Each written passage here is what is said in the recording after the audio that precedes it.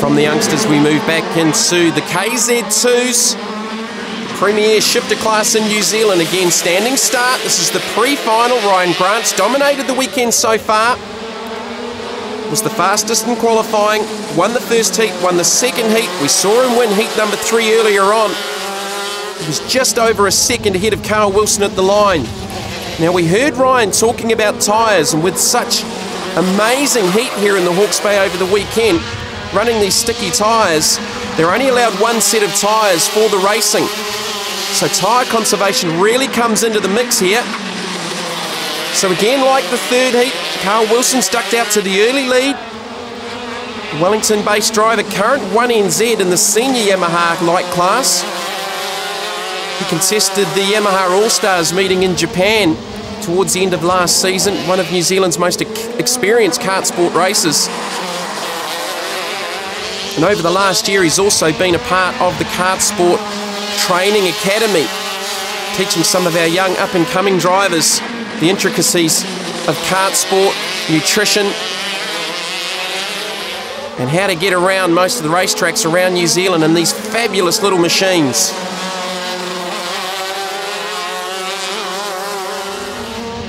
So the lap distance for the heats was 15 laps. We go out to 26 laps now for the pre-final for KZ2.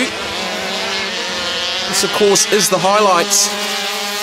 Now, unlike the spec classes, as we look here at Jonathan Pearson, he's been right in the mix throughout the weekend.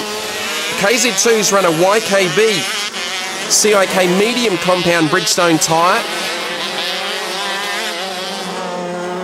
Pearson works his way in front of the pits. This is the clubhouse turn, sweeping left-hander that sets up the run through the infield. We've got a double apex right-hander here that sets the run up to the hairpin.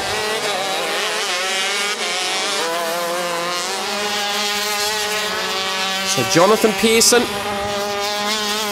here's the 10 of Richard Moore, another youngster that's been doing some car racing over the last couple of seasons out of the Mini Challenge, Porsche GT3s, currently racing in the Suzuki New Zealand Production Racing Series in the Class A Suzuki Swifts. So Richard Moore trying his hand at KZ2.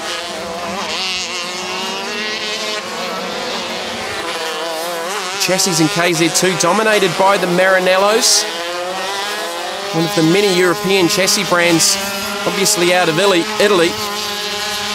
This is the 8 of Steve Brown, long-time campaigner in shifter kart racing in New Zealand, one of the men behind the very successful Shifter Series. Carl Wilson's got Ryan Grant covered here. Maybe a bit of an upset. This will put Wilson off the pole if he can hold on to the end. Carl Wilson at the moment with the fastest lap of the race, a 31.450. He's got Ryan Grant covered by about a half a tenth pace-wise. But he's just getting some distance between himself now and the current national champ. This is Taranaki's Michael Kaiser. He's not too far behind Ryan Grant. Pre-final for KZ2, 2009 CIK Trophy of New Zealand from the Hawke's Bay Kart Club, presented by Genai. So Carl Wilson running the Tony kart. Pretty much the only driver out there in KZ2 that's not running the Maranello chassis this weekend. Works his way off the hairpin. Big sweeping left-hander onto the main straight, and that works their way up the hill. Wilson's going to take his first victory of the weekend in KZ2. Well, a bit of a surprise showing the form from Ryan Grant. Wilson with the win from Ryan Grant, Michael Kaiser third, Matthew Grant fourth, followed by Pearson, Moore, Brown and Johnson. Carl, you finally turned the tables on Ryan there. You're on pole for the final.